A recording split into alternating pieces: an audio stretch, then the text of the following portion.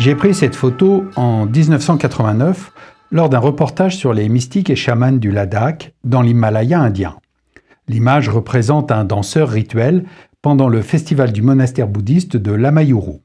À l'époque, la région était encore méconnue. Internet grand public n'existait pas et les reportages publiés dans les magazines et les livres étaient la principale source de découverte des destinations lointaines.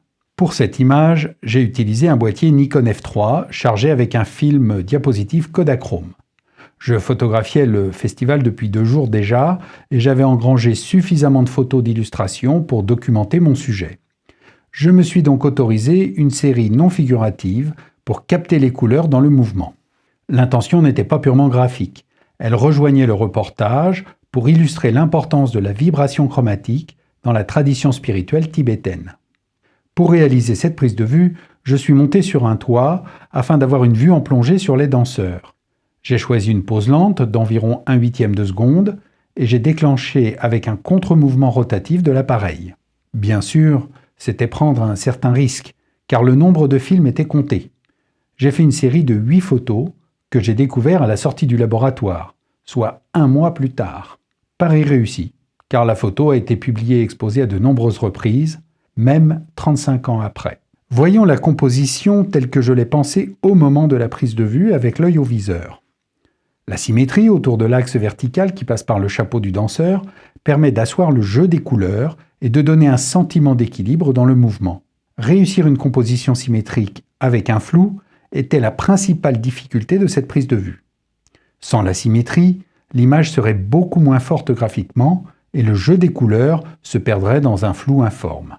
Faisons une analyse des accords de couleurs dans le danseur en faisant abstraction du fond que je considère comme une surface neutre, bien qu'en réalité il soit coloré.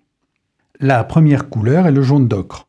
Il ressort du fait de sa place dans la composition avec le chapeau, ainsi que par sa saturation et sa luminosité. Pour les mêmes raisons, la seconde couleur qui ressort est le bleu violacé.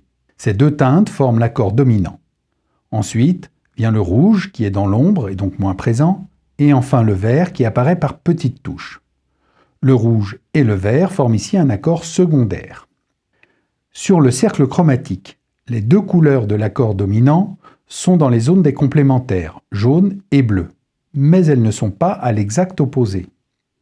Même chose pour l'accord secondaire. Ils sont donc tous les 2 des accords de complémentaires que l'on dira imparfaits ou en tension.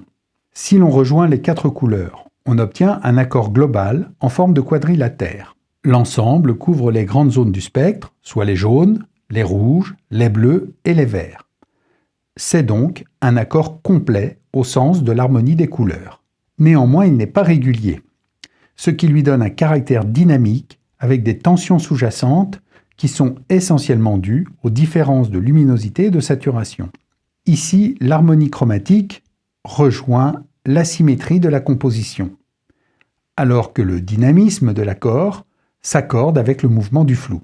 La réussite de l'effet tient au fait que la composition des couleurs est en phase avec la composition des formes.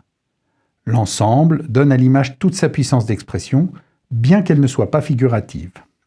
Depuis longtemps, j'ai l'habitude d'analyser les accords de couleurs de mes photos avec l'aide du cercle chromatique. L'exercice permet d'apprendre à voir les interactions des couleurs intuitivement pour pouvoir utiliser la composition colorée dans l'instantané de la prise de vue avec l'œil au viseur.